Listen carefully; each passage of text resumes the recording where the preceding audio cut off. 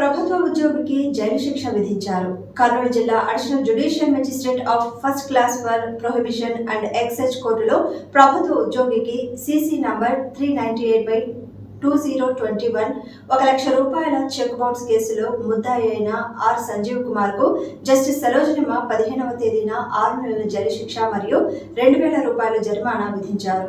బాధితురాలు ప్రమీలమ్మ తరపున సీనియర్ న్యాయవాది సేపూరి విజయ్ మోహన్, జూనియర్ అడ్వకేట్ రాజేష్ వాదించారు. ఎన్ఐఏలో జడ్జిమెంట్ చెప్పడం జరిగింది. సంజీవ్ కుమార్ అని అక్యూజ్డ్, అతనికి ఎన్ఐఏలో చెక్ బౌన్స్ కేసులో 6 నెలల జైలు శిక్ష, ₹2,000 fine, simple imprisonment 6 months, ₹2,000 fine, తర్వాత 1 lakh చెక్ ఇష్యూ చేసిన అమౌంట్ 1 lakh పే చేయాలని చెప్పి జడ్జిమెంట్ ఇచ్చాడు.